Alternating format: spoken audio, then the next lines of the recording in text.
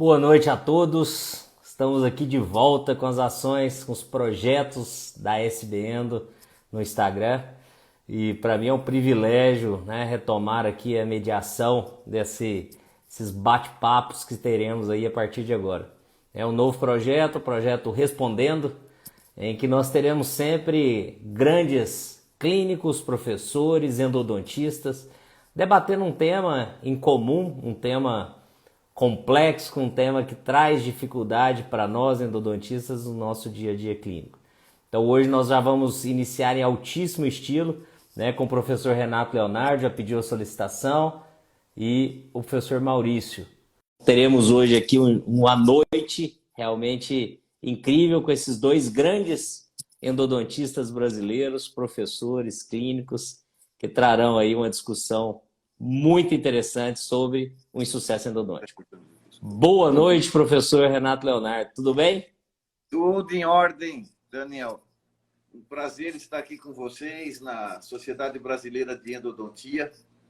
Rapidamente, para lembrar que há muitos anos atrás, junto com o professor Machado, num congresso na Bahia, nós tivemos a ideia de lançar o SB Endo. E naquela época teve muita resistência, mas nós conseguimos lançar a SB Endo. Eu lembro que eu fiquei como vice-presidente da sociedade por vários anos e nunca fiz nada, porque ainda era muito incipiente. Depois, com o desenrolar e a mais profissionalização da sociedade, se transformou nisso que hoje é um motivo de muito orgulho.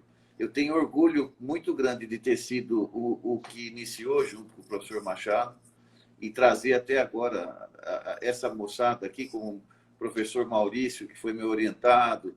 Já estou vendo todos que já são muito mais jovens do que eu e agradeço esse convite maravilhoso de vocês, da sociedade brasileira, de todo o corpo que organiza e principalmente você, Daniel, muito atencioso conosco.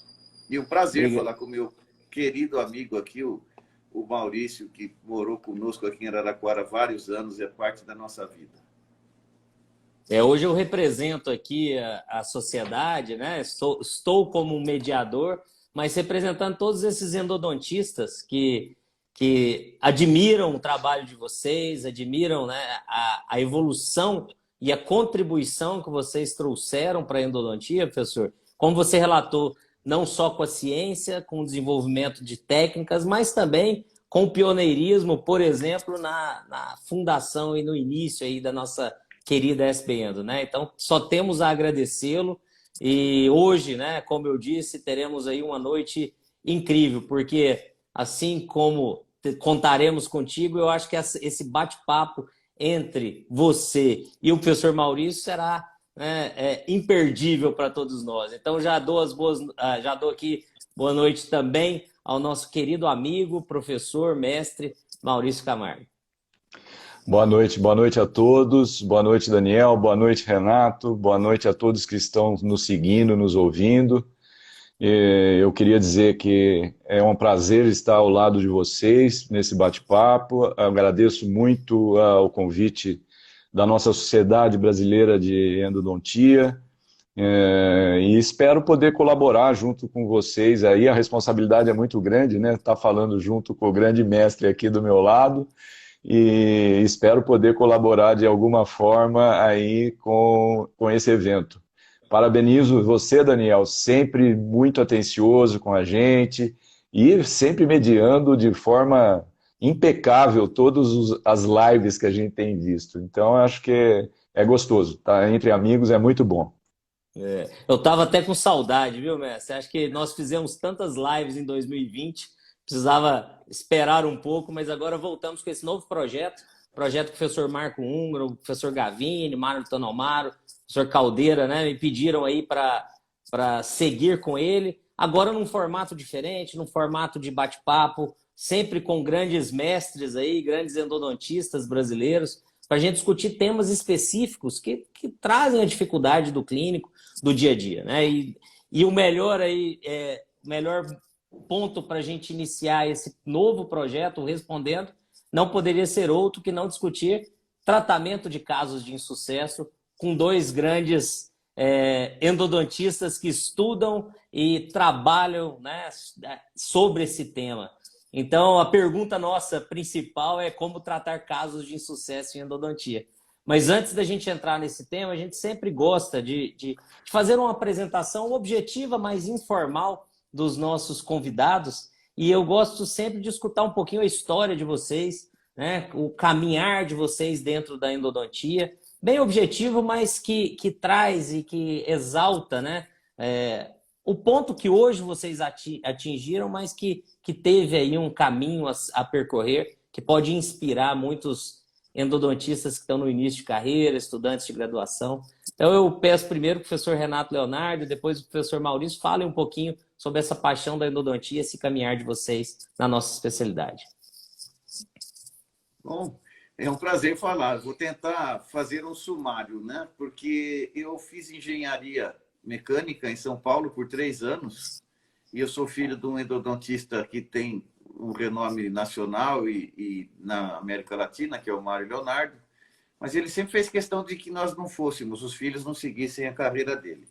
Então, eu fui fazer engenharia mecânica. No 3º ano, eu saí da engenharia, fui visitar uma namorada nos Estados Unidos por uma semana, acabei ficando 1 ano. E fiquei morando na casa de um endodontista que tinha sido aluno do Mário Leonardo. Aí eu fui ver o que era tratamento de canal. Voltei para o Brasil, fiz vestibular, estudei bastante, entrei na Unicamp, na Unesp, na USP, e resolvi ficar na Unesp. E já no 1º ano, estava cansado de estudar para engenharia, eu me dediquei ao que seria a endodontia. Mas me apaixonei pela patologia, endodontia, fiz mestrado em endodontia na USP de Bauru, com o professor Alceu Berbert. O doutorado, o professor Consolaro me levou para ele. E aí eu entrei na vida. Logo depois fui contratado na Faculdade de Odontologia de Araraquara. Montamos um curso de especialização com a Márcia Valero, o Consolaro, o Mário Leonardo há muitos anos em Marília.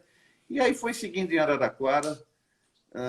Um período fui coordenador da pós-graduação, quando eu tive a oportunidade de orientar pessoas maravilhosas como o Maurício, o Fábio Perassi. Eu não vou ficar citando tantos nomes, são pessoas que são destaque na endodontia, por isso que eu fico feliz. E depois, no ano 2000, eu conheci o Dan Fischer, na Itália, na Alemanha. Ele me convidou para ser consultor da Ultradente. E nesse período de 19 anos que eu fui consultor para ele, eu tive a oportunidade de dar o curso de endodontia aí em 90 países. Eu acho que é muito difícil ver alguém que falou sobre endodontia em 90 países. Países de tudo quanto foi jeito, desde Uganda, Etiópia, até Suécia, Japão. Dei cursos em faculdades maravilhosas. Isso abriu minha visão de mundo. E aí eu voltei para o Brasil e fui trabalhar na reitoria da universidade, responsável pela internacionalização da Unesp. Fiquei 4 anos em São Paulo, totalmente distante de clínica, dessas coisas. Voltei e agora eu estou ajudando numa consultoria informal de uma empresa sino-americana e que me leva também já de volta para o mundo, e voltei a colocar a mão nas bocas dos pacientes e fazer coisas que eu não fazia há muito tempo. Cirurgia que eu fiz muito pouco, só comecei a mexer em 2006 na Espanha, quando eu fiquei num ano sabático na Universidade Internacional da Catalunha. Então, assim, é mais ou menos um resumo da minha vida. Eu acho que se eu fosse trabalhar como diplomata, eu seria a mesma coisa. Eu gosto de falar, e gosto de falar do meu país, que eu amo. Já morei nos Estados Unidos, na Espanha, já fiquei 3 anos na China, mas eu adoro falar e representar o Brasil. E viver com essa moçada aí que eu tive a oportunidade de dividir experiências com eles. O Maurício me ensinou muito mais do que eu ensinei para ele. Então, ele, o Capelli, são vários assim que hoje em dia... E eu tenho a oportunidade de trabalhar também com um sujeito que é top no mundo, que é o professor Mário Tanomaro. Nós estamos na mesma disciplina. E o Mário é um outro querido que sempre me ajudou e está junto conosco. É mais ou menos isso. Fantástica essa trajetória, né? Trazendo aí um breve histórico, mas que nos deixa ainda mais admirados por você, professor. Senhor Maurício. Bom, eu sou filho de dentista, me encantei pela odontologia, acabei me formando em 84, gostava de endo. Em 1985 eu já estava fazendo especialização em Araraquara com a equipe de endodontia.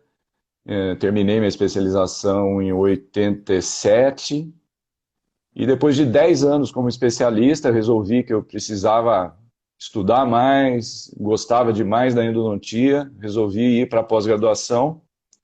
Ingressei em Araraquara em 97 e iniciei a pós-graduação em 97, seguindo depois mestrado, doutorado, onde no mestrado fui orientado pelo professor Roberto Sberardi, no doutorado pelo professor Renato, que está aqui, e terminando minha pós-graduação, continuei também ainda na área, porque estava iniciando nessa época, nos anos 2000, a microscopia operatória. Tive a oportunidade de receber os ensinamentos do professor Gary Carr, nos Estados Unidos, e começamos a desenvolver técnicas e trabalhos. Hoje coordeno cursos de especialização, nível de atualização, cursos VIP, que eu chamo, para especialistas, tanto em Campinas, na Associação dos Dentistas de Campinas, na CDC, quanto no Instituto Grise de Odontologia, em Ribeirão Preto.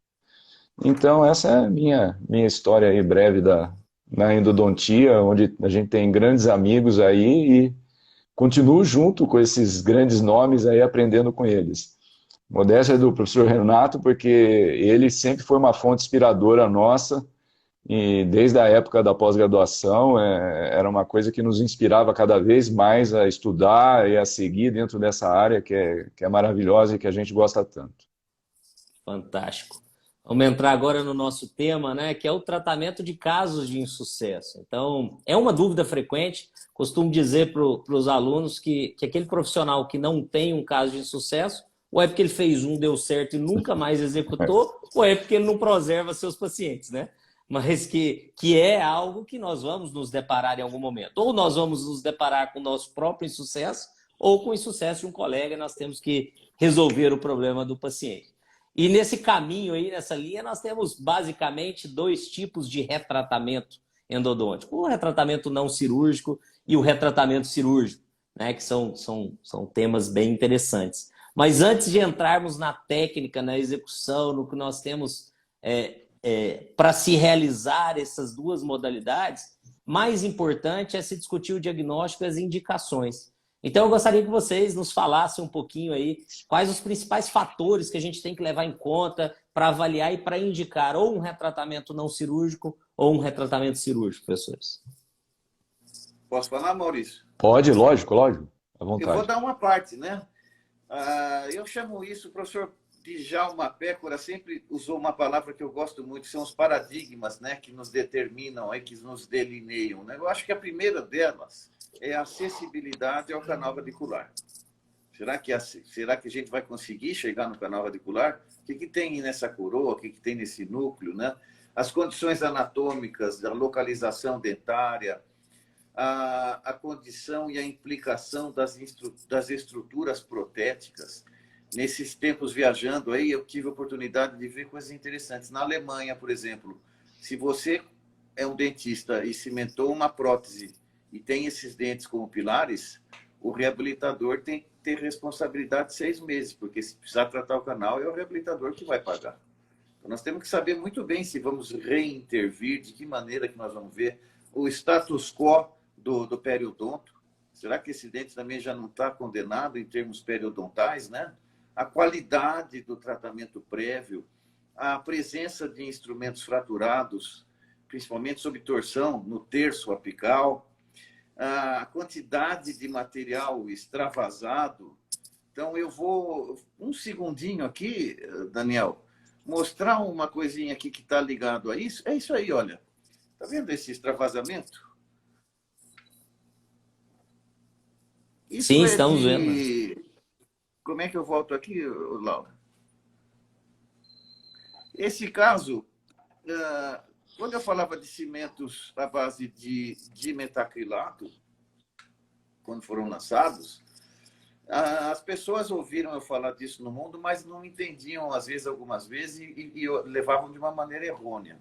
Começar esses cimentos assim de metacrilato, eles são levados no canal com uma agulha bastante fina. Mas o dentista ouve, vai na aula, pega uma capillary tip que é super, tem um calibre enorme, e faz esse extravasamento, como vocês acabaram de ver. Então, essa é uma outra condição. O que eu vou fazer nesse extravasamento monstro?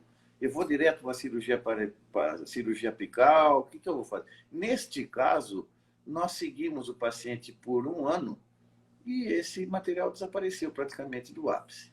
Então, mesmo com esses paradigmas, nós temos, às vezes, algumas condições que você tem que levar em consideração o que eu aprendi ainda na graduação e eu acredito que não mude muito. A primeira condição que você tem é considerar retratar. Se você tiver essas condições que eu disse aí, que esses paradigmas não impeçam, considere o retratamento. Seguindo a Associação Americana de Endodontia, é importante, depois desse retratamento e a não regressão de sintomatologia, ou a regressão da lesão, ou a diminuição da lesão, considere um retratamento pela segunda vez, agora de uma maneira muito mais criteriosa. Só aí você parte para a cirurgia apical. Então, esses são os paradigmas iniciais que a gente deveria levar em consideração para depois nós darmos as indicações. Maurício, o que você acha? Eu concordo. Eu acho que esse daí, o retratamento é um tema super importante. Especificamente, na minha experiência, no meu caso, 85% do que eu recebo dentro da minha clínica é reintervenção. Então, ela se torna muito mais importante do que no primeiro tratamento, que a gente recebe muito pouco hoje. A maioria dos profissionais hoje tem nas suas clínicas algum profissional que faz endodontia para ele, ou na clínica dele, ou ele indica. Então, esse tema é super importante e eu sempre digo, a nossa primeira opção, como você colocou tão bem, é o retratamento e a reintervenção via canal. E eu só acho que, assim, na minha opinião, quando eu vou para uma intervenção, eu vou com aquilo que eu tenho de melhor. Então, eu faço aquilo que eu tenho de melhor.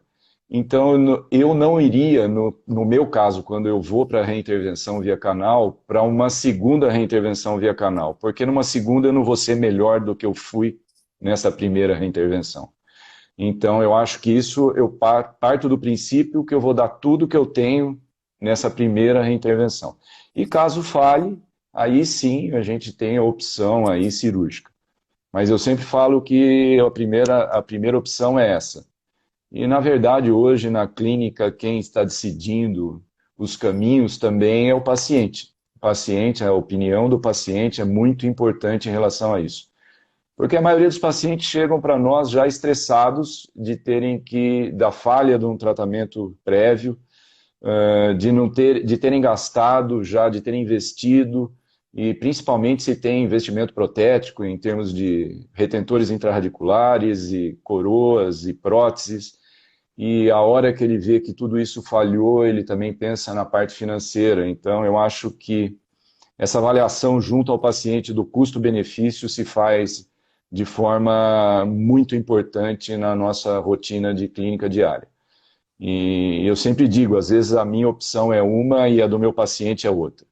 E a gente respeita porque realmente a decisão cabe ao paciente e a colaboração cabe ao paciente. Eu acho que é por aí. Eu acho que essa segunda reintervenção não cirúrgica, ela é mais levada em conta quando você recebe o paciente que já teve o retratamento. Sim, foi sem dúvida. você que retratou. Perfeito. Aí você vai levar em consideração uma segunda reintervenção não cirúrgica. Sem dúvida. Mesmo que faz, você já conhece a anatomia do canal radicular, já sabe. Sim. E um outro ponto que você é master nisso, não adianta você querer fazer endodontia, querer fazer retratamento, se você não tiver um aporte tecnológico importante. Sim, Com o que sem existe de dúvida. melhor em termos de ultrassom, o que existe de termos de microcirurgia, de computa, de microscópios. Eu vou falar um pouquinho de realidade aumentada depois com lupa. Não adianta também, se você não puder levar à mão também, o caso do laser, que hoje em dia pode ajudar muito. E aquilo que eu sempre digo, quer fazer retratamento? Ah, tudo bem, meu filho, mas você tem que ter todo um aparato tecnológico. Senão, Sim, não faça isso com o que você tem sem ter microscópio, sem ter ultrassom, sem ter o básico para tudo que você necessita, porque é muito comum você fazer. Era, né? Eu, quando comecei, eu retratava, depois de tratar, ficava 10% melhor do que estava anteriormente. Não adianta nada. exatamente. Perfeito, Você tem que perfeito. resolver o caso. E essas alterações anatômicas causadas por um pseudodentista, que eu chamo, né? Que criou canal, que Sim, perfurou, sim, que obturou com um material extremamente difícil de ser removido e que colocou núcleos e retentores coronários que são extremamente problemáticos, que se você for levar a sério a remoção deles, você pode acabar fraturando a raiz. sim, sem dúvida, Então, sem dúvida. precisa ter um consultório, precisa lançar mão da tecnologia para fazer o retratamento. Complementando, eu acho assim que, Renato, eu sempre digo isso para os meus alunos também. A endodontia que se busca, a endodontia chamada endodontia de excelência, ela demanda de investimento, e investimento em tecnologia. Não tem como a gente atingir um alto grau de trabalho se não tiver um investimento na tecnologia. Então, como você colocou, tem que ter, não basta ter um aparelho qualquer de ultrassom na endodontia, tem que ter um bom aparelho, tem que ter uma série de investimentos, e isso dificulta também, né? Porque não é todo mundo que pode estar investindo nesse grau de investimento, mas isso está ligado ao sucesso do que a gente faz, do treinamento, do conhecimento e do equipamento que você utiliza. Porque de nada adianta uma coisa interligada à outra. Aí, Daniel, tem uma coisa que cabe muito à Sociedade Brasileira de Endodontia, que lá nos primórdios, ainda no Congresso da Bahia, quando ela surgiu, era a intenção nossa ter uma função também fiscalizadora. Eu lembro que naqueles anos existiam 4.000 especialistas em endodontia no Brasil. E nós planejávamos que este título de especialista só seria renovado se o endodontista tivesse microscópio e tivesse ultrassom, no mínimo. Além do que, no acompanhamento que a sociedade poderia fazer desses endodontistas, da mesma maneira que a Polícia Federal tem, como existe acompanhamento nos Estados Unidos, todo caso seu tem que ser fotografado, tem que ser utilizado o lençol de borracha, tem que ser feito com isolamento absoluto, tudo isso daí. Nesse interregno de quando nós começamos a sociedade até hoje, eu não sei, mas eu acredito que nós temos quantos especialistas hoje? 14 Próximo de mil? 10, tá próximo de 15 mil, 15 exatamente. mil. Então, desses, só poderiam renovar a carteira. Eu tenho cursos nos Estados Unidos, onde eu tenho os meus CS, que são os créditos de educação nos Estados Unidos. O dentista especialista só pode renovar o título de especialista se ele tiver 30 pontos na carteirinha dele, mostrando que ele fez cursos que deram 30 pontos para ele. São vários cursos que ele tem que fazer anualmente. Então, aí é que poderia entrar mais a Sociedade Brasileira de Endodontia, numa função reguladora também, em associação com o Conselho Regional, o Federal de Odontologia e o Ministério da Educação. Nós não conseguimos. Nós Não, não. não É, conseguimos. o professor Machado, há uns anos atrás, ele iniciou esse trabalho, né, Renato, também, e ele tentando organizar, junto aos professores das universidades estaduais e representantes das APCDs, eu particularmente participei de algumas reuniões dessa sociedade, onde a gente começou a dividir exatamente isso que você estava falando, tentando colocar limites para os cursos que não têm condição de serem ministrados, a gente não consegue fechar esses cursos, mas a gente poderia pontuar esses cursos e na sociedade esses cursos aparecerem, recebendo uma pontuação. Os próprios especialistas que frequentassem congresso A, B ou C ganhariam pontos, e esses pontos, como você está colocando tão bem, seriam importantes para mantê-lo como especialista dentro da área. Então, eu acho que a gente tem que voltar nesses temas que já foi tentado, isso foi passado, eu me lembro, num evento da Sociedade Brasileira de São Paulo, foi passado para o Conselho Regional, para o Conselho Federal de Odontologia, mas eu acho que nós não tivemos assim, o resultado que a gente esperava em termos de melhorar esse nível de ensino que nos preocupa tanto, né? O que tem hoje, assim, já tem um projeto bem encaminhado dentro da sociedade, né? Que eu participo de algumas reuniões da diretoria, apesar de não fazer parte diretamente da diretoria, mas há projetos bem encaminhados nesse sentido. É claro que a sociedade não tem a função regulatória, ela nem tem esse poder, né, de caçar, de ser ou não especialista, Sim. porque não é a função da sociedade. Mas um projeto de certificação, né, para aquele especialista que se mantém atualizado, que ele possa pontuar realmente, ter uma certificação da sociedade, um espaço dentro né, da sociedade em que o paciente pode procurar aqueles profissionais que são certificados pela SBEndo, e esse projeto ele já está em andamento e bem adiantado. Não só, né, o profissional, mas uma tentativa também que os cursos tenham essa certificação. Né? Então, tem sido feito um trabalho árduo aí pela diretoria, e só que nós nos esbarramos em alguns aspectos burocráticos, né, de leis. Então a sociedade ela precisa, né, entender o papel dela, que também não chega a um ponto regulatório ou de poder de caçar título de especialista ou não. Mas uma certificação é interessante, está em andamento, e um projeto muito interessante, inclusive capitaneado pelo professor Caldeira, né? Ele tem trabalhado em cima disso. E creio que teremos aí em breve, né, novidades e avanços dentro dessa linha. Tá? Mas, professor Maurício, você levantou um ponto importante dentro da clínica, que é o entendimento da odontologia baseada em evidências, a endodontia baseada em evidências. Já se falou isso muito, né, no passado, mas as pessoas às vezes não entendem o que seria, né, uma tomada de decisão baseada em evidências, e envolve justamente isso. Claro, o conhecimento científico que nós temos hoje de respaldo na ciência, mas associado também à experiência do profissional e à decisão do paciente. O paciente faz parte desse processo de tratamento. Então, é muito bacana escutar, porque a gente precisa envolver o nosso paciente na tomada de decisão. Ele faz parte realmente desse processo, e isso era aplicar realmente a odontologia baseada em evidências que tanto se fala, né? O Maurício ficou com o Gary Carr, e ele deve ser consciente disso. Quando você vai orientar ou você vai informar o seu paciente no consultório, lá nos Estados Unidos, que ele vai ser submetido a uma cirurgia, você precisa explicar com exemplos, com evidências, com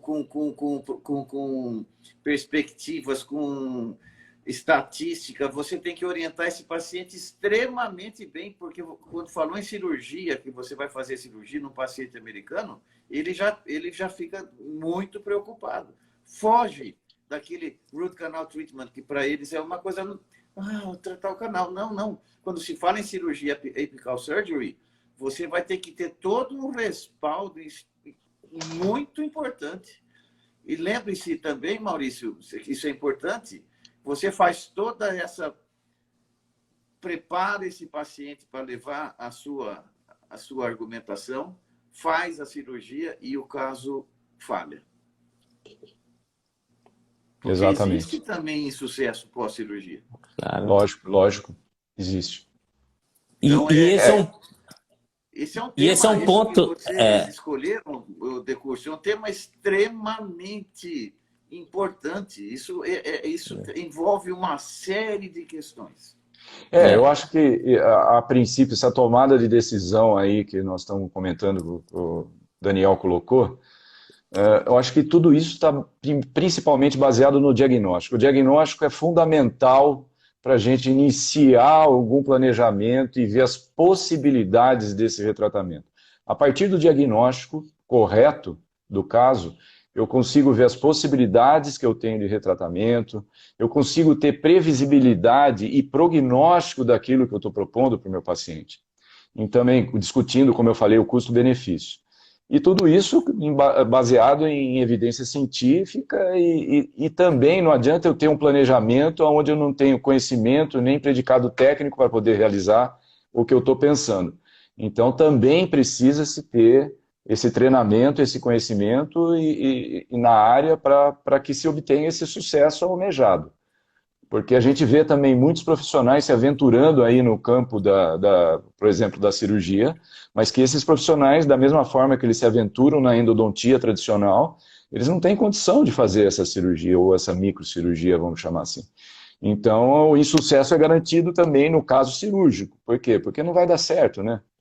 Então, eu acho que essa tomada de decisão é bastante importante. Interessante, mas...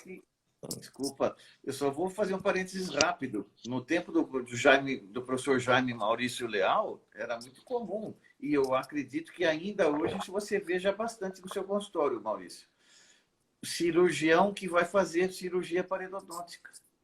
Muito. Faz muito. cirurgia apical e não tratou o canal, não retratou o canal. Sim, perfeito. Exatamente. Isso é também algo interessante, porque, nossa... Não precisou, não, faz cirurgia periapical, não, mas o dente está tratado, cara. Ah, ele não fez a radiografia. Não, esse nível existe bastante. E o mais interessante ainda, eu vou complementar agora com casos recentes que eu às vezes recebo. Muitos pacientes questionam quando vão nos procurar, quando você propõe uma cirurgia, se essa cirurgia é nossa área de atuação. Eles acham também que é a área de atuação do bucomaxilo. Então falam, não, mas esse tipo de tratamento não é da endodontia. Daí eu sempre explico, né, que esse é um grande capítulo da nossa área, né, da endodontia. Mas isso é uma coisa que chega no leigo, né, no paciente. Ele questionar se realmente é o endodontista que tem que fazer esse tipo de tratamento. Então, acho que isso também tem que ser esclarecido para o paciente. Eu tive recentemente uma paciente que veio na cabeça dela, por ter ouvido de outros colegas, que esse tipo de cirurgia não é do endodontista, é do bucomaxilo. Então, é uma falta de informação grande também que as pessoas têm, né, Daniel? É interessante porque hoje foca-se muito na técnica, na como fazer, mas a gente esquece muito por que fazer, né? E quando fazer. Então, tão importante ou mais importante do que desenvolver a habilidade técnica na execução é termos tempo para diagnosticar de forma correta, planejar de forma adequada, né? E eu acho que isso falta muito, né? O foco é na execução, é em realizar o procedimento, é atender o retratamento do molar e não a Dona Maria ou o senhor José, que tem características muito específicas, né? Que o grande gestor do nosso tratamento é justamente a resposta imunológica daquele paciente. E se nós não conhecermos, não darmos, né, dedicarmos a esse momento de diagnóstico e planejamento, o insucesso ele baterá a nossa porta com mais frequência do que se nós tivermos essa dedicação. E outro ponto também que vocês levantaram, que é claro já, é bem consolidado, é essa sequência, esse paradigma, como o professor Renato falou, de primeiro sempre tentarmos o retratamento para depois realizar o retratamento cirúrgico. Mas nem sempre é assim, né? Nós temos casos em que retratar não cirurgicamente incorre um risco maior com uma baixa previsibilidade do que quando nós vamos retratar de forma cirúrgica. E eu queria que vocês falassem um pouquinho sobre esses casos, né? Porque o clínico está lá no consultório, às vezes ele põe na cabeça, não, eu sempre vou retratar antes de realizar a cirurgia. E, em alguns casos, a cirurgia vai trazer uma previsibilidade muito maior. Quando o retratamento ele se torna mais difícil, a previsibilidade menor de sucesso, a gente já pode caminhar para o retratamento cirúrgico. Olha, eu gostaria de primeiro só fazer uma observação de que você falou uma coisa que me lembrou de uma duplinha conhecida no nosso meio. Chama-se Roland e Leonardo. Eles que falavam muito, não importa saber só como fazer, você tem que saber por que você está fazendo. E essa consideração leva a tudo isso que nós estamos discutindo. Então, a partir do diagnóstico, e o diagnóstico que vai orientar o seu plano de tratamento, eu falaria de algumas indicações. Pode ser, Maurício? Pode, sem dúvida. Quais são as indicações, então, para um retratamento? Eu falo das indicações do retratamento e depois da cirurgia apical. E aí nós podemos discutir, sabendo que isso não é um universo fechado. O universo nunca é fechado. Isso não é um conjunto fechado. Então, em obturação incorreta, para retratamento, eu indicaria, para casos de retratamento, canais com obturação incorreta de pelo menos um canal radicular, obturação incorreta do dente que receberá uma restauração coronária. E o Maurício lembra bem como que eu era chato na clínica. Se o aluno deixa entrar saliva num dente que ele acabou de tirar o isolamento absoluto, sem restaurar provisoriamente a coroa e deixou entrar a saliva, eu mando começar tudo de novo. Sem dúvida. Não sei se 10 segundos ou 3 horas vai ser suficiente para contaminar. Então, como é que está essa coroa, né? Dente clinicamente apresenta exposição do material à cavidade bucal. Dente que após o tratamento endodôntico se apresenta dor que não passa, que toma anti-inflamatório e depois de 3 dias continua doendo, uma dor persistência, com desconforto à percussão, à palpação, com edema, mobilidade, impossibilidade de mastigação. Dentes que, ao exame de imagens, né, apresenta essa rarefação e depois de 1 ano essa rarefação aumenta de tamanho, ou depois de 1 ano ela continua do mesmo tamanho, aumenta, né, com ausência de reparo ósseo, com progressão de reabsorção, e dentes que não seguiram o protocolo de asepsia e antisepsia. Eu vou falar, depois, se der tempo, eu mostro a imagem. Como você pediu para não ficar mostrando muita imagem, fica à vontade, né? Nesse mundo todo, deixa-me só ver uma coisinha aqui. Só um fica à vontade. Porque eu mandei essa imagem para você hoje, Daniel. Olha que interessante aqui. Não, perdão. Aqui, um pouquinho mais. Eu fui dar curso numa cidade que se chama Tirana, que é a capital da Albânia. E lá veio uma cirurgiã dentista muito famosa no país, se bem que, me desculpa se tem algum albanês aqui assistindo o curso, ser famoso na Albânia também não é muito grande coisa, porque o nível da odontologia lá é muito baixo. Ela disse, professor, eu assisti seu curso em Paris e eu vi que o senhor falou mal do endometazone, que o senhor falou que ele tinha formaldeído na fórmula e que isso aí irritava um pouquinho os tecidos periapicais. Se você puder seguir os paradigmas e usar um material obturador que não precisa ter propriedade antisséptica, você tem que acabar com a infecção antes de obturar. Obturou hermeticamente, você tem que obturar com material biocompatível. Ela falou assim, porque eu quero entrar na justiça contra a septodonte. Por quê? Sim, porque todos os meus casos que eu usei o endometazone, eles tiveram um problema. Eu falei, que problema? Aí eu vou mostrar para você o problema que ela teve. Olha lá. Ela tratou todos os canais dos dentes. De todos os dentes. E cimentou próteses e coroas. E veja o que aconteceu depois de 2 anos. Todos os dentes têm lesão periapical. Isso parece... Me desculpa, né?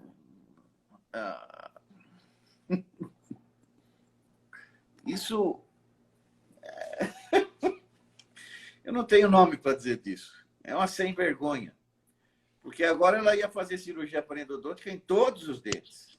E depois ela vai trocar esse daí e vai pôr implante. Certo? E o marido advogado do meu lado. Porque, forçando a barra que queria que eu assinasse uma carta. Eu falei, meu amor, cimento não causa lesão periapical. O que causa lesão periapical é saliva e bactéria. Você usa isolamento absoluto? Assim, você não está vendo? Acho que eu tenho tempo para isolar um por um desses dentes? É. Então, condições, né? Ficou exposto à saliva, acabou. Não adianta. E isso ocorre muito, hein? Por isso que quando você vai retratar, nós vamos pensar, você vai retratar o que você fez, você sabe o que você fez. Mas você vai retratar o que o outro fez já pela segunda vez? Você sabe como é que ele fez? Não. Não sabe. E aí é interessantíssimo, né? Você pegar o lençol de borracha, coloca na sua boca assim e fala, ele usou isso aqui? Não usou. Acabou. Acabou. Me desculpa agora, eu volto e falo das indicações para cirurgia, que também não estou com esse conjunto fechado, né? Então, as indicações para a apsectomia, né? Quando o retratamento falha em promover a cura, até mesmo na presença de uma desinfecção que foi bem feita, desde que ramificações apicais não tenham sido atingidas. Quando existe obstrução, e o mais comum que a gente vê hoje aqui é o caso de instrumento fraturado. Instrumento rotatório ou menos recíproco, com movimentação recíproca, quando ele fratura no ápice, na maioria das vezes é porque ele se prendeu no ápice e fraturou por torção. Até antigamente o Maurício, lembra quando nós começamos a mexer com o rotatório? A gente olhava o instrumento e via como é que ele tinha arrebentado. Você, olhando o instrumento, você sabia se ele tinha quebrado por fadiga, aí já é mais fácil de remover com ultrassom, ou se ele se removia por torção. For por torção, esquece. Travou. E esses casos que você falou muito bem, Maurício, que é o quê? De casos de pacientes que você vai discutir com ele. Ele colocou uma prótese agora, gente. Como é que nós vamos fazer?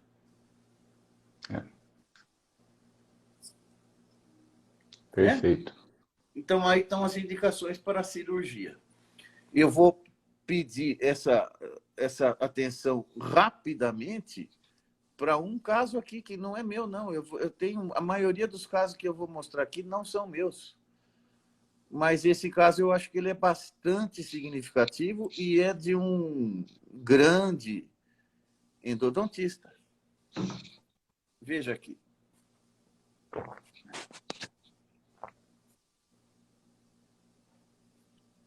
Olha lá.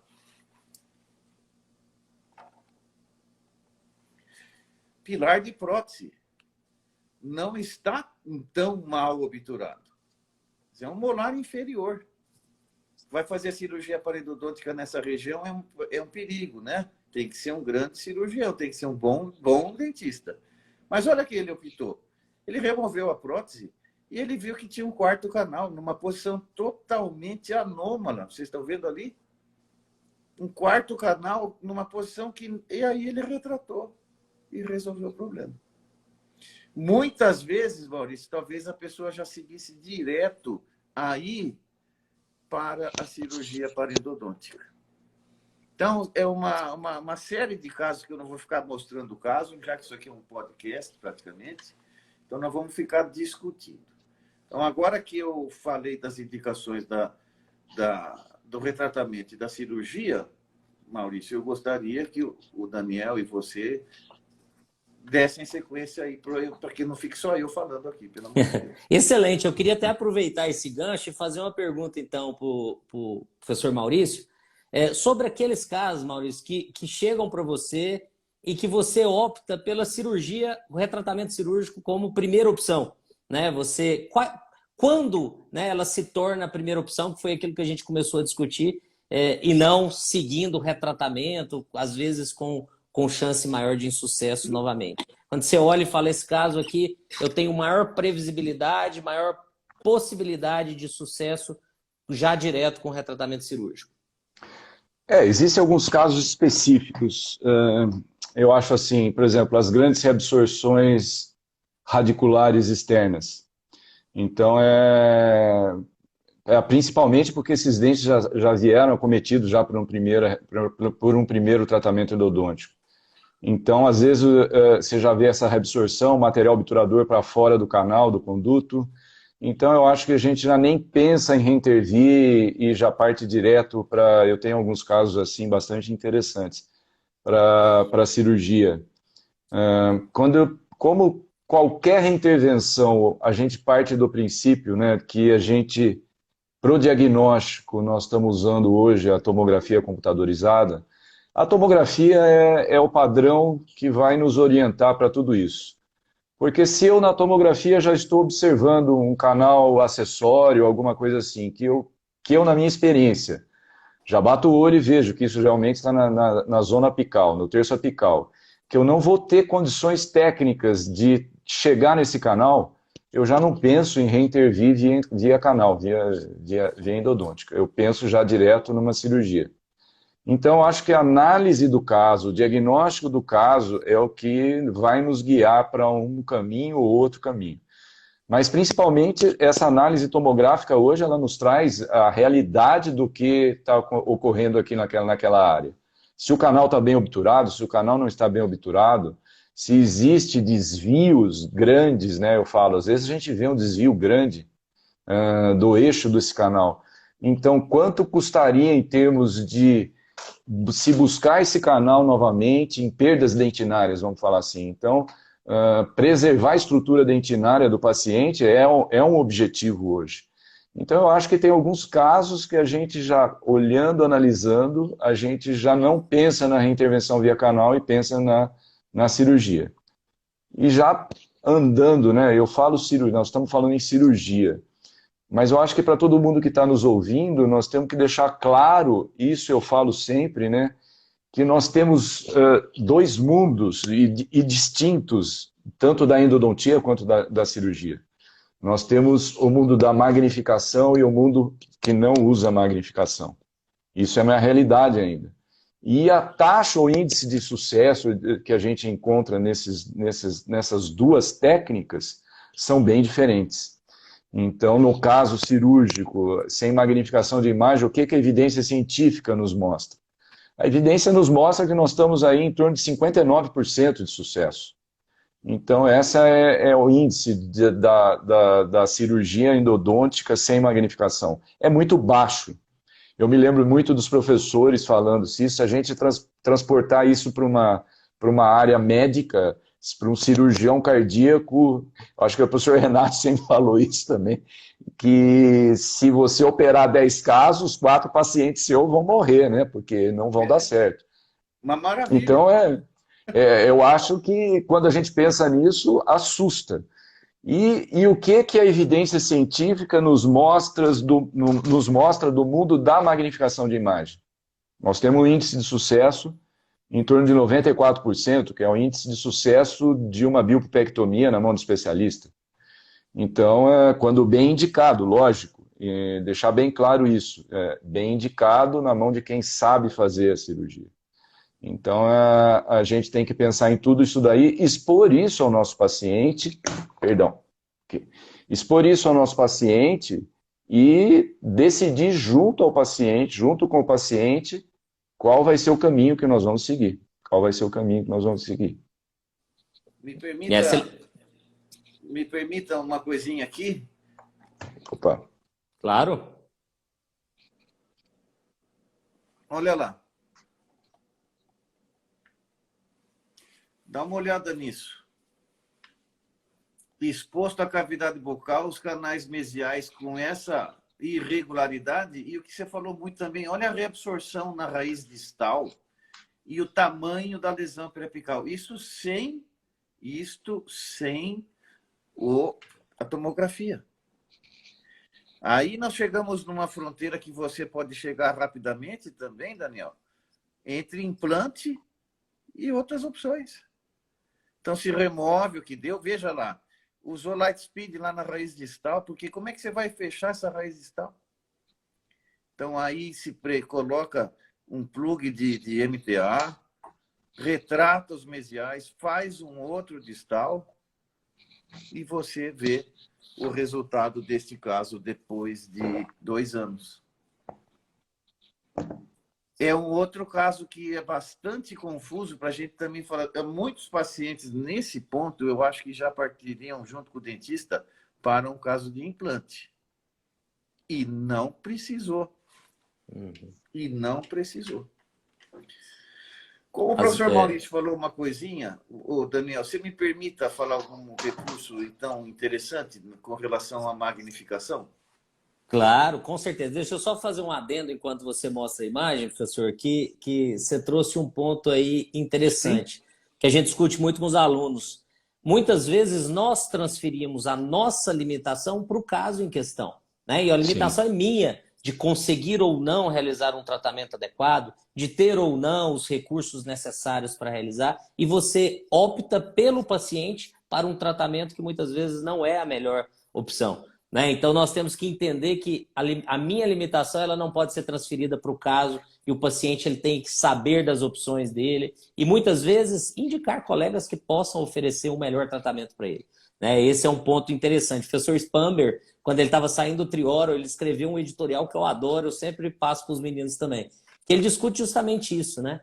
Por que que nas universidades, nos estudos clínicos randomizados, a endodontia tem alto índice de sucesso tão alto, e quando a gente vai para os estudos de corte, do que está sendo feito nos consultórios, esse índice cai tanto, né? Porque existe essa distância entre o que a gente já sabe da endodontia, que dá certo, que vai trazer sucesso, como o professor Maurício falou, uso da magnificação, utilização de recursos para limpeza, e eu tenho certeza que o professor Renato agora vai mostrar novos recursos que estão sendo estudados, que vão melhorar ainda mais, mas o dentista ele não aplica isso lá no consultório dele.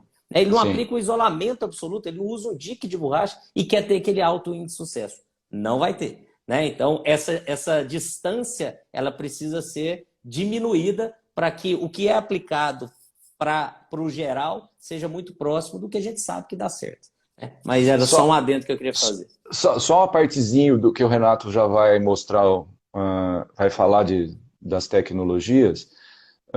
Nós perdemos muitos casos para a área de implante. Eu não sou nem um pouco contra os implantes, eu acho que eles surgiram justamente para aqueles casos que a gente não tem solução de tratamento. Então, eu acho que a gente acaba derivando uma série de casos para a implantodontia, que são casos que a gente não tem recurso e não sabe tratar. Então é muito mais fácil eu falar, olha, esse dente está perdido e eu vou indicar você para a colocação de um implante.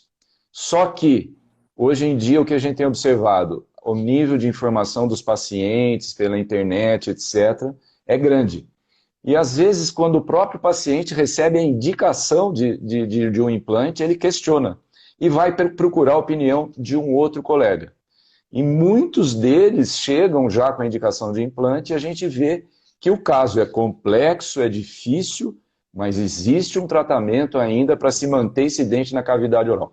Então, isso é muito comum. Eu recebo muitos pacientes que são indicados para implante e eles chegam na minha clínica perguntando, doutor Maurício, eu quero saber se realmente eu tenho que extrair meu dente e colocar um implante ou se existe alguma solução ainda. Às vezes e o pior é que tem casos assim, que o prognóstico é desfavorável, eu chego para o paciente e falo, seu caso, o prognóstico é desfavorável. E o paciente às vezes fala para mim, mas eu tenho o quê? 10%, 20%? Eu quero tentar. Então, existe esse paciente, existe, e hoje está se tornando muito comum o paciente questionar as indicações para a extração de dente. Ninguém quer perder dente hoje. Lógico que a gente trabalha com um público de um nível socioeconômico maior e esse paciente não quer perder seu dente e colocar um implante. E principalmente se esse dente for anterior, envolver a parte estética, etc. É só uma parte, Renato, aí pode seguir.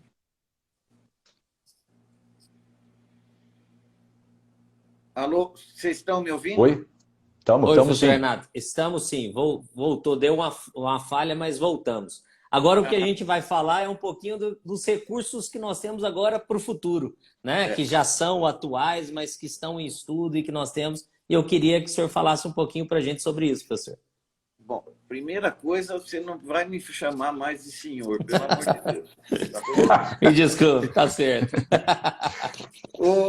Eu, na reitoria, trabalhando na internacionalização, a Unesp tem um convênio com o Santander e a gente dá um prêmio bacana para o pesquisador, professor da Unesp, de qualquer área que tenha se destacado e que se inscreveu para esse concurso. Chama Top Espanha. e ele ganha 2 meses para ficar em Salamanca, estudando o que ele quiser, a história da arte, a história esses cursos que existem aí na Europa para pegar otário. Certo? Mas é bom para você arejar a cabeça. E a pessoa que passou em primeiro lugar, você não vê nome, né? Aí quando eu vi lá, o cara passou em primeiro lugar, ele teve 35 vezes mais pontos do que o segundo colocado. Aí eu fui olhar, quem é esse indivíduo? Aí vai lá ver quem é o cara, né? Ou a cara. Aí vou lá, Luciano Sintra. Falei, não, o cara é o quê? É professor de endodontia da Araçatuba. Falei, ô, louco, o cara é bom pra caramba, não sei o quê. Conversei com o Mário, conversei com o pessoal da Araçatuba, aí conheci o Luciano. E logo depois disso, eu tive a oportunidade de ser convidado para ir nos Estados Unidos, que um chinês queria conversar comigo. E ele me mostrou algumas ideias de laser, de outras coisas. Aí ele falou, você não quer fazer umas pesquisas? Eu já estava para me aposentar, porque eu ia sair da reitoria e ia me aposentar. Aí eu falei, não, vou falar com aquele menino de Araçatuba, se ele quiser fazer junto, a gente vai voltar a brincar junto. E aí o Luciano começou a trabalhar comigo e a gente começou a aprender essas coisas. Aí nós precisamos perceber que tinha que ter alguém mais assim, ligado à clínica. Então vamos chamar quem? Chama o Maurício. Aí quem que pode ajudar a gente na básica também? Chama o Consolaro.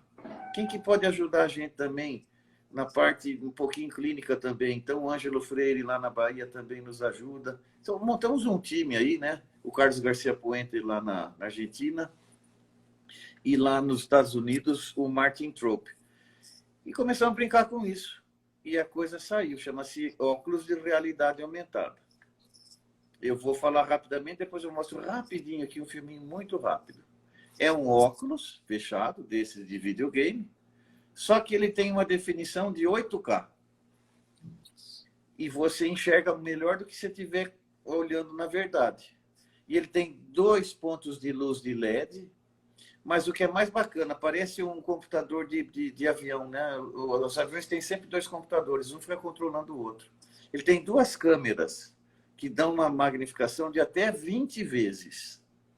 E essas 2 câmeras trabalham uma compensando a outra, com um programa que faz com que você não tenha perda de foco.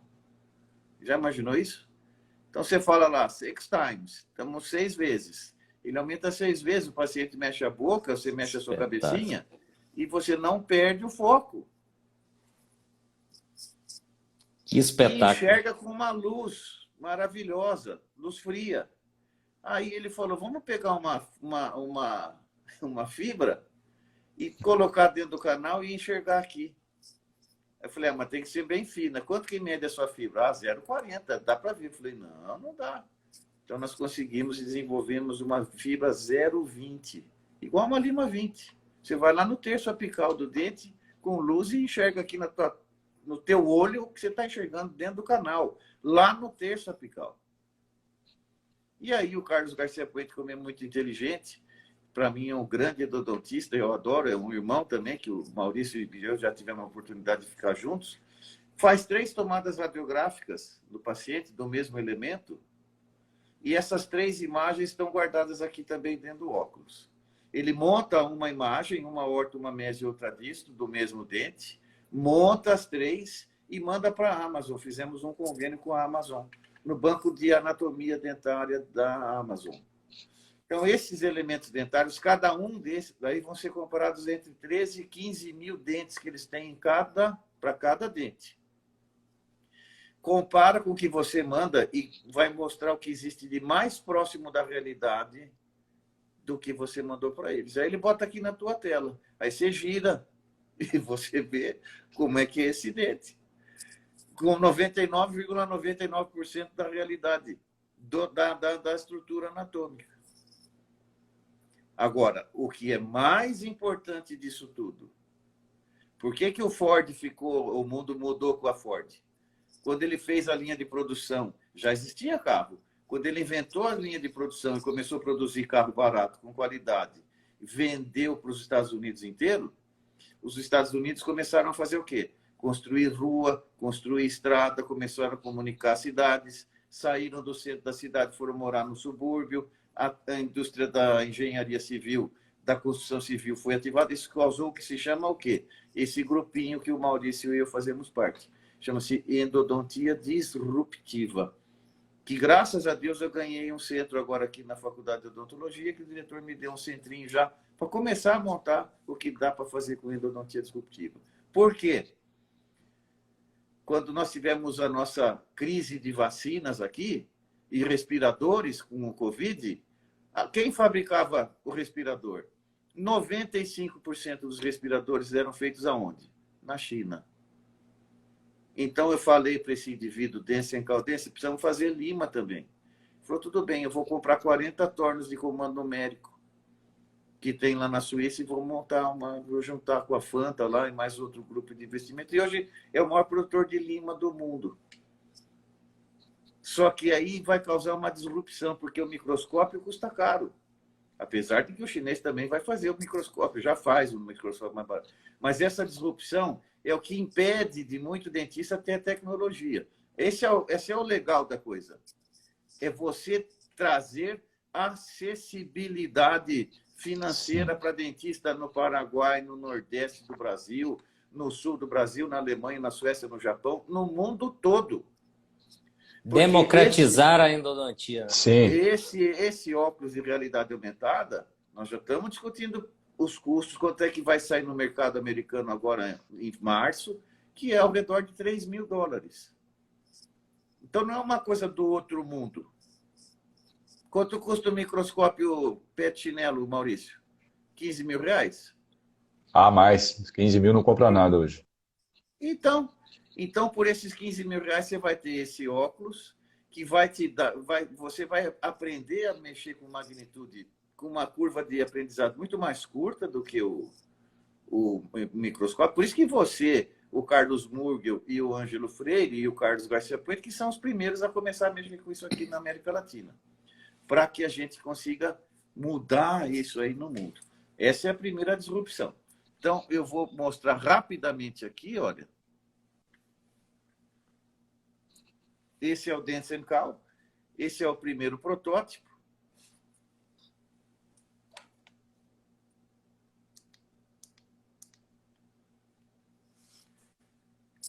Você encaixa direitinho na cabeça, você levanta o bloco todo na frente, aí ele mostra as luzes e as câmeras, as entradas USB para fibra do lado esquerdo, o que você introduz dentro do canal, e você troca uma... É por isso que ficou caro, porque a cada paciente tem que trocar essa ponta, pela FDA aprovar, porque isso tem que ser esterilizado.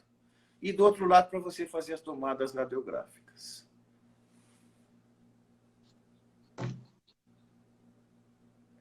Esse o Carl Zeiss, né, Maurício, já dizia, você trata o que você vê. Sim. Eu não vou entrar na parte do Alexandre Capelli, Maurício, mas a minha parte vai terminar já, porque depois vocês vão dar mais conta, que é isso aqui, né? Que nós testamos, que é a ablação a laser. Sim. É uma ponta 0,20 também, então você tem que alargar o canal radicular até uma lima 15 para que a ponta 0,20 possa chegar a 2 milímetros aquém do comprimento do dente. E com esse dente, esse canal radicular preenchido com indocianina verde, que é um corante para catarata, cirurgia de catarata e para ablação cardíaca, ele possa ser introduzido no canal. Nós vamos com essa ponta lá no ápice e sai removendo em 30 segundos, tocando as paredes. Então, aí entrou o papel principal do Rogério, lá de Araçatuba, e o Luciano Sintra. Primeira coisa, esquenta, a temperatura aumenta, a endocianina é biocompatível, a penetrabilidade da endocianina, você pinga no dente e o dente fica verde inteiro. Depois você lava com ultrassom e hipoclorito de sódio, ele fica branco novamente. Fica na cor natural do dente. Só que esse laser, que é de baixa potência, ele vai atuar no que tiver pintado de verde. E por essa tensão superficial extremamente baixa da endocianina e pela capacidade de aderência da endocianina nas paredes dos anaeróbios, eu não sei se o professor Estrela está ouvindo, ou Siqueira, mas eu nem discuto se tem aeróbio no canal. Hoje só tem anaeróbio dentro do canal radicular. Aeróbio não se preocupe, isso não causa nada. Ele vai pegar todas aquelas bactérias anaeróbias que se curaram, e essa luz que tem 120 graus de abertura vai atingir toda essa massa dentinária. Então, os primeiros resultados que nós fizemos com o Rogério e com o Luciano, nós tivemos uma redução de 100% da microbiota do canal radicular. E o que é mais interessante, graças a nós publicamos isso num jornal que é um Qualizad Laser, e graças a nós que conseguimos a aprovação na FDA desse tipo de terapia. Porque nos Estados Unidos a FDA não permite terapia fotodinâmica. Tanto que não se chama terapia fotodinâmica, se chama ablação a laser. E para terminar, desculpa, Maurício. Mostra, Renato, você não mostrou o laser. Você tem aí? Tem uma foto aqui, sim, dele. Sim, mostra. Esse que é aqui também diferenciado. Esse aqui é o primeiro protótipo.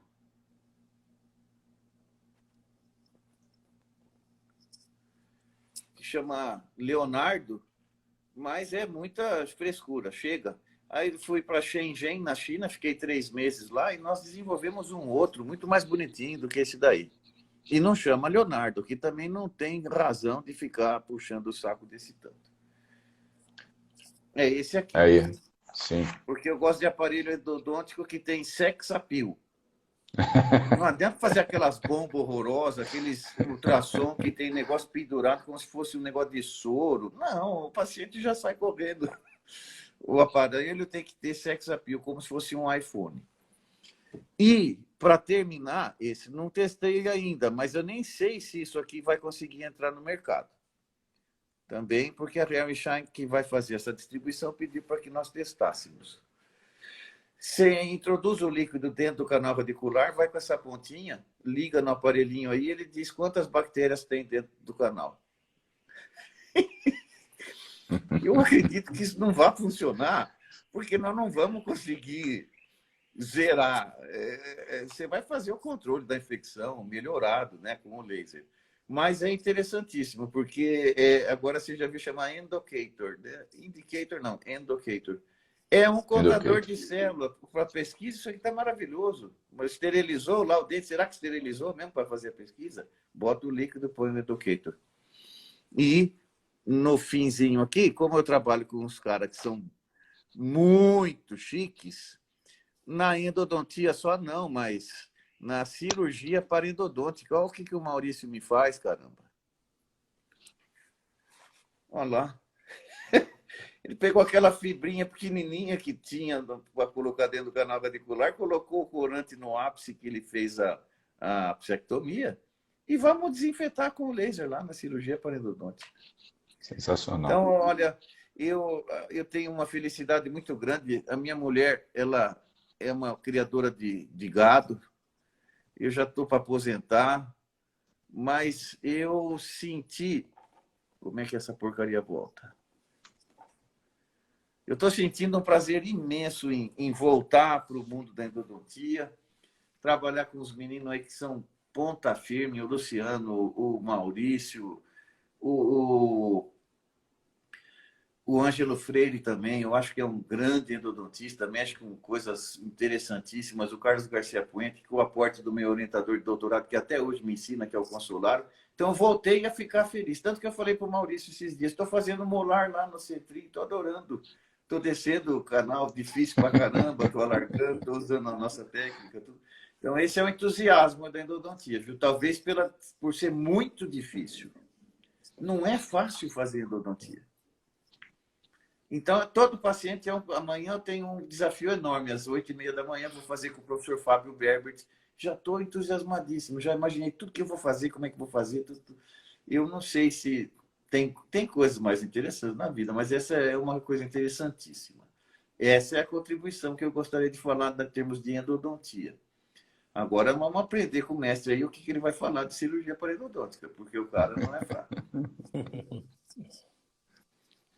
É isso mesmo, perfeito, professor. Já vou passar, nós já estamos aí caminhando para os últimos minutos, mas eu queria, como você disse, né, depois desse show aí de inovação, de tecnologia, do que tem de novo, do que nós temos aí que a endodontia vislumbra, né, que nós podemos trabalhar aí com perspectivas incríveis, dando resultados aí, né, incríveis realmente. Queria agora escutar um pouquinho o professor Maurício, né, agora na visão da cirurgia, o que evoluiu e por que, professor, que os índices são tão distintos de sucesso na cirurgia, né? Por que a gente tem essa distância, como eu falei lá, do Spamber comentou sobre os trabalhos, mas também a gente consegue visualizar isso na clínica, né? Fala um pouquinho sobre a cirurgia em si. A gente teve essa mudança grande no índice de sucesso devido a alguns fatores que a gente coloca como principais, né? Eu citaria primeiro, em ordem cronológica, a introdução do microscópio no procedimento cirúrgico, né? Então, isso foi feito pelo professor Carr em 1992. Então, a mudança, né, de você poder enxergar melhor, visualizar melhor as estruturas anatômicas e refinar totalmente uma técnica, né, porque a técnica da microcirurgia ela é bem distinta, é totalmente diferente. E técnicas que a gente vem aprendendo também, eu gosto de citar sempre, a gente é um eterno estudante dos professores de periodontia, porque a periodontia está aí para nos ajudar nisso daí também. E a periodontia também de ponta usa o microscópio. Então, o microscópio operatório, ele veio para melhorar muito esse índice. Em segundo, a regeneração tecidual guiada. Então, eu digo, isso já era realidade na periodontia há muito tempo. Então, em 1995, a gente já teve essa introdução mais forte dentro da área endodôntica. E eu digo ainda que nós estamos aqui no Brasil engatinhando ainda em termos de regeneração tecidual guiada na área da endodontia, mas é uma realidade na periodontia. Isso já vem sendo usado há muitos anos e com sucesso, na área do implante, na área da pério, e a gente tem que seguir isso daí, a regeneração tecidual guiada. E temos materiais hoje, eu acho que a área que mais lança material hoje no mercado é a área de biomateriais em regeneração. Nós tivemos também a evolução do ultrassom, a introdução do ultrassom peso surgery.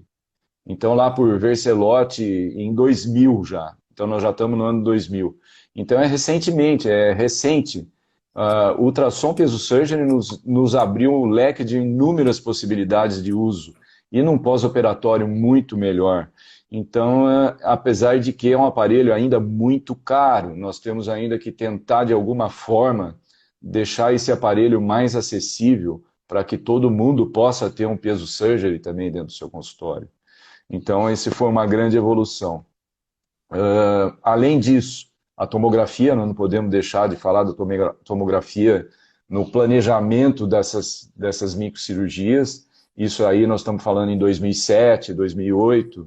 Então a tomografia mudou, ela se torna fundamental em qualquer caso de reintervenção, tanto via canal quanto via cirúrgica, para o planejamento e para a gente saber o que a gente vai fazer nessa cirurgia. Então eu sou do tempo que eu falo, a gente caçava com arco e flecha, porque a gente não tinha tomografia, a gente tinha uma radiografia ou duas radiografias. A hora que a gente entrava para a cirurgia, a gente tinha surpresas, né? Apareciam coisas que a gente não estava vendo. Hoje é tudo previsível. Então isso é muito bom, trabalhar dessa forma com o Conibin. E a cirurgia guiada, que já vem em 2018. Então hoje nós temos os guias cirúrgicos, né? Que nos facilitam demasiadamente para áreas de difícil acesso. Então, operar um molar inferior, um primeiro molar inferior, um segundo molar inferior, é muito difícil.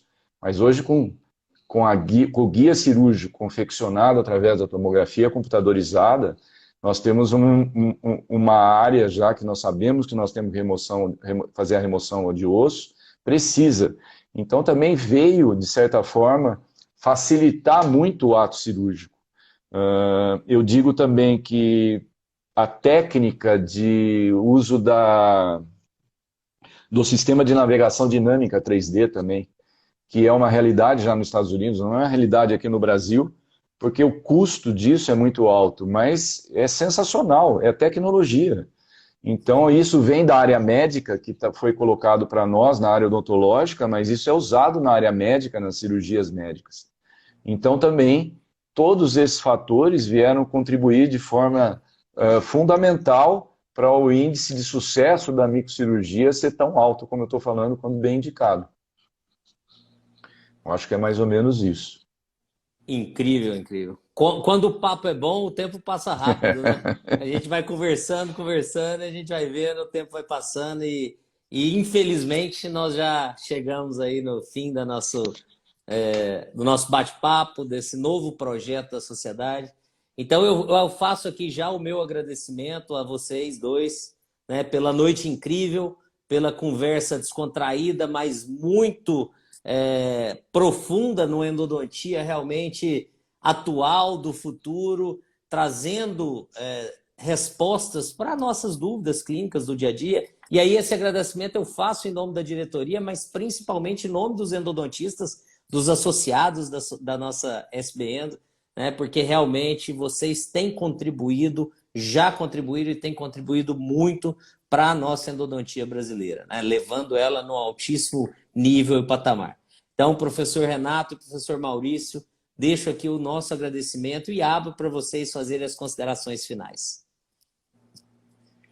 Professor Renato. Bom, eu pensei que esse curso fosse mostrar um monte de imagens e fotos, separei um monte de casos clínicos, mas eu separei umas fotos aí que eu estou com o Maurício, com o Capelli, com o Fábio Perassi, e está escrito lá, que o Consolar escreveu esses dias aí no jornal da cidade de Bauru. As pessoas ouvem o que você fala, os amigos escutam, mas os grandes amigos, eles escutam o que você não fala. Então, falar com o Maurício, com o material que o Capelli me cedeu, que infelizmente não deu para mostrar, com o Fábio Perassi nos assistindo, que eu vi aqui, com o Consolaro, com todo esse pessoal que eu adoro, o Julinho Gavini, o Celcinho Caldeira, todo o Mário Tanomaro, o Húngaro Duarte, todo esse pessoal que eu chamo pelos apelidos, que eu não posso nem ficar chamando pelo apelido, porque vai parecer que se eu for chamar como eu os chamo, né? Eu me sinto em casa com esses amigos, os verdadeiros amigos, que eles até escutam o que eu não falo. Então, e você, Daniel, com todo esse seu carinho, essa atenção, essa disponibilidade, também está nesse rol aí. Então, eu agradeço imensamente por ter dividido esse tempo com essa plateia que nos ouve, na companhia do Maurício e de você. E a sociedade brasileira como pano de fundo. Muito obrigado. Daniel, eu agradeço imensamente o convite. A gente nem vê o tempo passar, né? A gente se largar, a gente fica conversando até meia-noite aqui. Quando o papo é bom e a gente está entre amigos, a coisa flui. Mas foi muito bom. Agradeço você, Daniel, em nome da sociedade, pela essa iniciativa tão boa de poder levar aos colegas discussões de alto nível e que a gente possa continuar sempre levando a endodontia ao patamar que ela merece dentro do Brasil. Então, Renato, foi um prazer, como sempre, né, da gente bater o papo e aprender com você, aprender sempre. E eu sou um eterno seguidor, né? Vamos em frente aí, que a gente tem bastante coisa para fazer, bastante coisa, e eu fico entusiasmado também de poder estar junto desses grandes nomes. Então, mais uma vez, muito obrigado a todo mundo que está nos ouvindo também, aos nossos alunos, ex-alunos e colegas que estão aí. Eu não tive acesso, não vejo aqui as pessoas, mas sei que tem muita gente legal, muito amigo aí nos assistindo. Então, muito obrigado. Dessa vez deu certo pela tecnologia, que eu fui dar curso com o Maurício no Rio de Janeiro em 1912, o Siqueira e o Hélio Lopes. Só que ele, um tempo, tinha carrossel de slide. Na hora que nós estávamos bebendo, enchendo a cara lá na Barra da Tijuca, na noite anterior do curso, nós nos demos conta que nós tínhamos esquecido de levar a aula. Meu Deus! Aquele frio na barriga e aquele desespero, né, relacionado ao mini infarto, né? Professores, foi fantástico. Professor Renato, eu tenho certeza que ficou um gostinho de para todos aqui de assistir esse material seu, de ver esse material, de escutá-lo. Esse projeto aqui dentro do Instagram é um projeto para que a gente tenha um acesso imediato do pessoal que está caminhando aqui. Vai virar o podcast, a gente vai colocar nos nossos canais. Mas nós também temos o canal do YouTube, que lá há a abertura para aulas. A gente pode marcar, vou conversar com a diretoria para a gente marcar um momento realmente de uma aula, de uma apresentação, para que a gente veja esse material que eu tenho certeza que é fantástico e você preparou com muito carinho. Então, nós teremos essa oportunidade, espero que em breve, porque eu fiquei muito curioso realmente para visualizar, né, o que a gente discutiu aqui hoje. Então, muito obrigado mais uma vez. E convido todos aqui novamente para mantermos, né, esse contato mensal nesse projeto da SBN, que é o Respondendo. Então, nós já temos data para o próximo, vai ser no dia 19 de janeiro, e teremos aqui o professor Mário Tanomaro e o professor Marco Húngaro, falando sobre os materiais obturadores e o impacto deles no sucesso do tratamento endodôntico. Então, já fica o convite, em janeiro nós estamos juntos aí com mais um Respondendo e batendo um papo, né, que eu tenho certeza que vai ser também incrível para todos os endodontistas. Mais uma vez, fica aqui o nosso agradecimento, um grande abraço para vocês e para todos aqueles que estiveram aqui conosco, nos assistindo. Até mais. Obrigado. Um abraço. Tchau, tchau. Obrigado. Tchau. Muito obrigado.